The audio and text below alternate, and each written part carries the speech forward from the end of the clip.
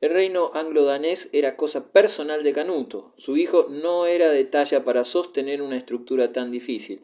La isla que había llevado la cultura a Europa en el siglo VIII no perdió nada de su carácter nativo bajo el brillante danés, 1042-1066, y volvió poco después de su muerte a su antigua tradición, llamando de nuevo al hijo de Etelredo de su destierro normando. El carácter de Eduardo el Confesor no era ni tan santo ni tan débil como ha sido pintado por sus cronistas monacales. Era un hombre honesto, de buena voluntad, mediocre, con las limitaciones de su juventud pasada lejos de la patria, de sus modales extranjeros, de su lenguaje forastero y combatido por facciones nacidas bajo el dominio danés, no poseyendo ni fuerza para dominarlas ni astucia para minarlas. Además, no tenía hijos.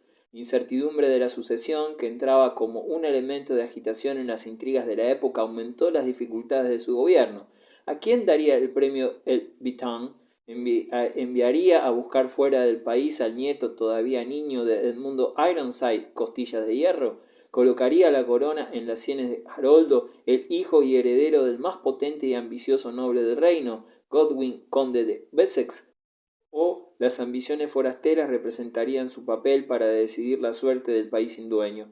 Había dos fuertes extranjeros para los que el trono de Inglaterra era cosa de vivo interés personal. El primero era Haroldo Harrada de Noruega, el segundo Guillermo el Bastardo, duque de Normandía, un hombre de encendida energía y ambición que, por el casamiento de su tía Emma con el padre del rey Eduardo, podía aducir una relación de parentesco con la casa de Egberto. La extensión de los vikingos que en Inglaterra, Irlanda y Rusia aceleró la actividad comercial y el crecimiento de las ciudades y llevó a los remotos valles de Islandia el maravilloso florecimiento de la literatura original, dio también a Normandía, a Europa, los normandos, como se vino a llamar a las gentes del norte que desde el 911 se hallaban establecidos en el valle del Sena y en sus inmediaciones, prosperaron hasta ser el más brillante de los pueblos europeos. Toda la viril energía de su origen nórdico fue conservada por ellos. Mucho de la elegancia de las razas latinas con las que sus descendientes se mezclaron fue adquirida asimismo por los normandos. Cambiaron el paganismo por el cristianismo, la lengua danesa por el francés, las memorias confusas del norte por las tradiciones claras y precisas del mundo latino. Aprendieron a cantar los oficios divinos y a construir iglesias, oían al juglar que recitaba la chanson de Roland y que recordaba en versos que jamás se oyen sin emoción la trágica muerte del paladín de Carlomagno. A la pericia marina de los escandinavos unieron el resultado de la experiencia de la guerra de caballería y el arte poliorcético. Los pastos de Normandía, como los de la antigua Élide, eran ricos en caballos. Los normandos se delectaban tanto con un caballo como con un buque. Era tal su inclinación a la lucha que cuando no estaban empeñados en combate con un verdadero enemigo, se mataban unos a otros, con regocijo propio de niños que juegan, revestidos de cotas de malla en los encuentros de los torneos. Entre los súbditos nominales del rey de Francia, ninguno era tan poderoso como el caudillo de esa raza fuerte y receptiva. Los duques de Normandía, desde su capital en Rouen, se hallaban en una posición apropiada para luchar en términos de igualdad con los reyes de Francia, cuyo cuartel general se había establecido entonces en París. Más de una batalla tuvo lugar en el Vexin, la disputada tierra fronteriza entre Normandía y la isla de Francia, pero las ambiciones normandas no se limitaban a su propio ducado. Su pasión aventurera se unía a sus disposiciones para el cálculo exacto y cauteloso. En el siglo XI conquistaron Sicilia e Inglaterra. En el XV descubrieron las Islas Canarias y 2 siglos más tarde los viajeros normandos fueron los primeros en seguir los caminos acuáticos del Mississippi.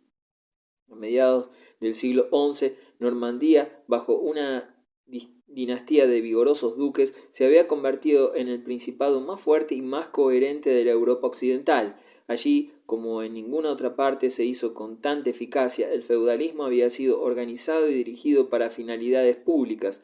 El servicio militar se hallaba reglamentado por la costumbre y se prestaba en relación con la tenencia de tierras por los vasallos feudales. La guerra privada se había limitado La construcción de castillos podía hacerse solo con permiso ducal. La acuñación de moneda era un monopolio de los duques. La administración municipal estaba confiada a un vizconde, o sea, un oficial que representaba el interés ducal, o sea, el público, en contraposición al feudal o local. Incluso la iglesia, pocas veces más poderosa en Europa que lo fue en el siglo XI, se hallaba intervenida en Normandía por el duque. Hasta la misma levadura de anarquía aristocrática tan característica de la sociedad nórdica no llegó a prevalecer contra el predominio de la casa ducal.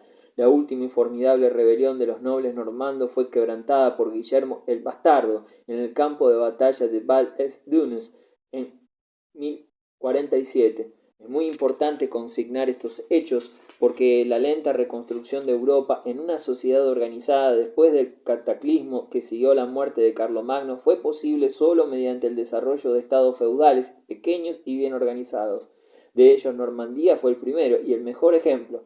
La experiencia normanda fue trasplantada al otro lado del canal, a Inglaterra y a todas las regiones de Francia que los reyes de Inglaterra y duques de Normandía adquirieron por conquista o por matrimonio.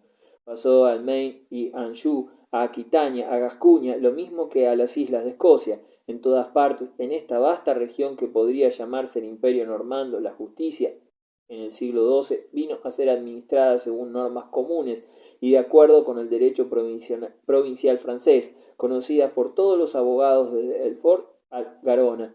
La transformación de los normandos en franceses, por lo menos medio siglo antes de la batalla de Hastings, fue de gran trascendencia para la reconstrucción de Europa. Si hubiesen conservado su lengua y sus costumbres nórdicas, si hubiesen sido un elemento insoluble en la fábrica social de Francia, hubieran ejercido tan poca influencia como los vascos o los bretones, los irlandeses o los galeses. Tal como sucedió, pudieron llevar con ellos en todas sus empresas la seductora marca de la civilización latina.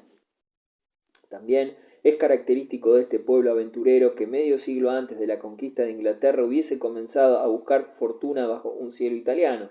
Los peregrinos normandos que volvían del Santo Sepulcro en 1015 descubrieron que en las querellas que perturbaban la vida del sur de Italia podían encontrar utilización de las energías sobrantes de muchos segundones cansados de soportar la pobreza y la oscuridad en su patria y ansiosos de viajes, de buscarse sustento y el renombre. La noticia corrió rápidamente. Los caballeros normandos marcharon hacia el sur, participaron en las luchas locales de la Italia meridional y demostraron su valor como combatientes. En 1030 el duque de Nápoles concedió a su bravo cuerpo de mercenarios normandos el condado de Aversa, por su fuerza, valentía y ambición de dominio, por su codicia para las ganancias y su munificencia en gastarlas, por su astucia y su resistencia, por su pasión por los ropajes fastuosos y por su dominio de la palabra elocuente, pero sobre todo por su maestría en todas las artes de la guerra. Los caballeros normandos aparecieron a los ojos de la abigarrada población de la Italia meridional, griegos, lombardos, sarracenos, italianos y judíos, a la vez como tipos de relumbrante esplendor y como maravilla de eficacia. El prestigio de esos aventureros era enorme en proporción a su escaso número. La conquista del sur de Italia y de Sicilia la realizaron unos pocos centenares de caballeros bajo la dirección de 12 fuertes hijos de Tancredo de Hauteville. Pocas páginas de la historia medieval son tan curiosas como las que relatan la prosperidad de esa famosa dinastía que arrancó al sur de Italia a los griegos, Sicilia a los sarracenos, Antioquía a los turcos y que desafió el poderío del imperio bizantino. Las figuras de Roberto Guiscardo, un hombre de gran consejo, talento, generosidad y osadía, experto ladrón de ganado y jinete de nacimiento, y de su hermano menor, Roger, el conquistador de Sicilia, alto, gracioso, elocuente, ambicioso, reviven en las páginas de un cronista siciliano que se deleita con las bruscas vicisitudes de la fortuna. A ese piadoso entusiasta le importa poco que los hijos de Tancredo fuesen capaces de cualquier diablura. La cruel belicosidad de los normandos era redimida por su posesión de la fe latina. La derrota de un ejército papal que fue enviado contra ellos, 1053, fue reparada con el fino respeto con que trataron un legado prisionero. El Papa comprendió muy pronto la ventaja que podía sacar de la alianza con tan formidable contingente de cristianos vigorosos que podían librar a Italia de los griegos, redimir Sicilia para la fe y asegurar al Santo Padre en su trono romano. Se concluyó un tratado en 1058, con apoyo en la cómoda autoridad de la falsificada donación de Constantino, se concedió a Guiscardo el ducado de Apulia como feudo papal. 40 años después, su hermano Roger I recibió en recompensa de su cruzada siciliana el singular honor del legado apostólico hereditario en aquella isla. Así, al calor de la bendición papal, esos merodeadores del norte pusieron los cimientos de un estado civilizado en las aguas del Mediterráneo. Con agilidad normanda, los descendientes de Tancredo dieron pruebas de estar a la altura de las responsabilidades de dirigir un gobierno organizado en condiciones nuevas y difíciles y con orientaciones propias. En el reinado de Roger II, 1130-1054, se reunió los territorios normandos de ambas partes del estrecho de Mesina. Europa presenció el espectáculo de una comunidad en parte oriental y en parte occidental que daba refugio a griegos, latinos, moros y judíos, y mejor organizada que cualquiera de los estados europeos de su época, ya que mantenía la tradición de su pasado a la vez griego y sarraceno. Entre los naranjales de Palermo, Roger, el descendiente de los vikingos, se sentaba en su trono revestido con la dalmática de legado apostólico y con el traje imperial de Bizancio, rodeado de ministros griegos e ingleses, con un ejército compuesto en su mitad de moros, su escuadra con oficiales griegos y él mismo un cristiano latino, pero en el clima embalsamado del sur, gobernando un estado medio bizantino, medio oriental, con un harén y con eunucos, representante fiel de su deliciosa isla, intersección entonces, como siempre, del oeste y el este. Grande fue la fortuna de esta dinastía de inteligentes piratas. Los mejores mosaicos que Grecia pudiese proporcionar embellecen todavía las paredes de la noble catedral de Monreale, que tiene a sus pies las flores y los vergeles de la Concha de Oro. En ese paraíso terrenal, un claustro exquisito invita al reposo y el visitante, además de contemplar su arquitectura y su escultura, normandos que ahora duermen en sus tumbas de oscuro pórfido y que en el siglo XII reunieron tales tesoros del arte de su época. El estado normando había de pasar luego a manos de los Hohenstaufen, 1212-50, alemanes, y el emperador Federico II, en el siglo XIII, había de ser conquistado por el encanto de la isla, por su tradición de cultura, convirtiéndolo en el centro de su imperio, y extinguida su dinastía después de violentas luchas entre los franceses angevinos y los catalanes, preferidos por los sicilianos. El rey de Cataluña, Aragón, Pedro el Grande, conquistará la isla, reinando en ella desde 1282, siendo desde entonces Sicilia el punto de partida del imperio catalán y constituyendo este acontecimiento el principio de la política mediterránea de los pueblos españoles que heredará luego Castilla, la cual, después de la unión de las dos coronas, perpetuará su autoridad en la isla hasta bien entrada la Edad Moderna.